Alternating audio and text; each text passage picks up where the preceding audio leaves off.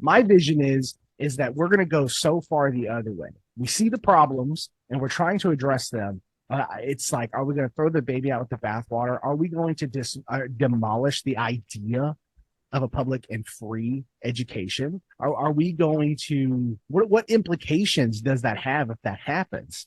And I feel like the work you do, as I guess maybe as hyperbolic as it may sound, I think you're an interesting linchpin, so to speak, in this. People like you, companies that are doing similar things, that are coming in and saying, hey, something's not working. Let's be a part of a solution.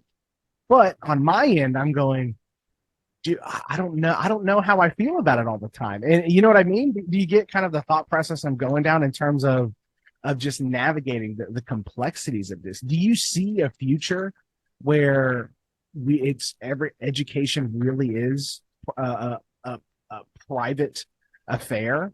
Do you think that's a possibility in the way we're going? Well, I mean, Jacob, well, firstly, you're trying to get, I know that I don't have all kinds of, media presence right now, but you are trying to get me canceled right now with some of these questions and these conversations that are so heavily debatable. But this is where the juice is, right? We need to squeeze the juice out of here. And I think there's a few things here. So one is that privatization, I think, there's benefits and there's, the other side of it, right? The benefit is that, okay, so let's take this for an example. Here in Canada, healthcare it's very interesting. There's a dichotomy here, right? So the great part of having healthcare that is accessible by most is that you can just go. I have my Ontario health card. I go to the doctor. I say, here's what I'm thinking. They say, that's nice. Here's some drugs, right? We can have access to whatever, right? Here's the issue is that with Ontario healthcare, it's very slow. Like you'd mentioned, when it's a large conglomerate that's got control over it, it becomes a slow process. We were talking about that earlier when it comes to education, the systems and whatnot. In the US, and you can correct me if I'm wrong as well, because I don't have all of the knowledge. I'm the last person that has all the knowledge, right? Sure. So in the US, if you have enough money, you can get your care. So in that respect, you can get the best care in a reasonable amount of time. I have family members who have been waiting for knee surgery for 18 months. I mean, you can't even do any, even if they have the money, you can't do anything about this because that's how it's set up, right? That's the public sector right there. Okay. So that's one example. Listen, I love the fact that healthcare is public here. I love it. It's great, right? But again, there's always going to be pros and cons, right? So let's extrapolate this. Let's put this into the education system, right? A lot of education is publicly funded. So what's going to end up happening? Well, if you want changes, like you mentioned, it's going to end up moving very slowly.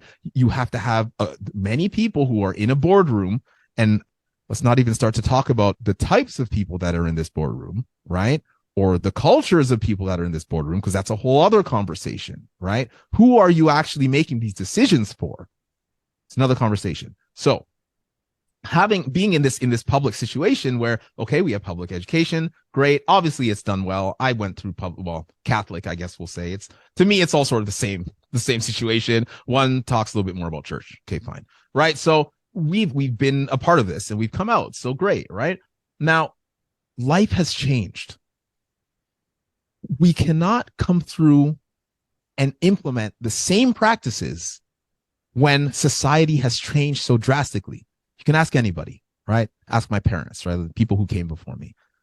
They've never seen, number one, they've never seen any group of people end up at home working. This is unbelievable. No one has seen this before. Okay. So how are we accounting for this? How are we making changes to make sure that we are still existing in a society or creating new mediums, creating new measures that support this, right? Let's go back to education.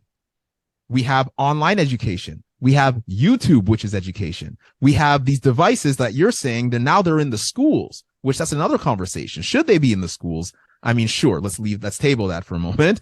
Should these things be in the schools? Are they in the schools? The reality is that they are in the schools. So how do we account for this? the reality is that we can't move, the education system cannot move at the speed at which society is moving. So this is the gap. We were talking about the gaps in learning. There's a huge gap here because our devices are they're changing the way that, like you said, the algorithms are changing on a minutely basis because everyone's trying to make money, right? All of this is privatized. What the beauty of privatization is that you can move faster, right? You can service certain individuals or certain communities, right? You can service different, I guess, tiers of learning, because let's be real about it. There are certain people who learn at different levels. And to be fair, maybe tiers isn't the way to say it. Maybe it's more like sections, because my belief is that I read a quote today, and unfortunately I forget it. I should have wrote it down, but look at the child differently and you'll see a different child, right? I'll say it again. Look at the child differently and you'll see a different child. So what I took from this is that if you just approach the problem differently, you can get a different solution, right? So these children who are in the public system, who are all learning the same material in the same way, but they're all different children, how can this actually be sustainable? It's very difficult to sustain something like that. So to your question about privatization, well, if you have privatization, or let's say you have a private school for a certain type of learner here and a certain type of learner here, certain type of learner here, then, hey, listen, when you have cash and you spend money, let's say you go to, let's say you go on Amazon, right? And you want to get something like a back scratcher or something, right? There's back scratchers all over Amazon. You're automatically going to think that the more expensive ones are better. Automatically. It's what it is. You're willing to pay more money for better things. So the idea of privatization, it's also a psychological thing, is that if you pay for something, it will be a better experience. The problem is that right now, it's arguable whether it's actually a better experience. So if we frame it in such a way that, well, there are certain types of learners. Here's a school for these types of learners. Here's a school for these types of learners. Here's this one. Here's that one, right? This is all that I'm doing.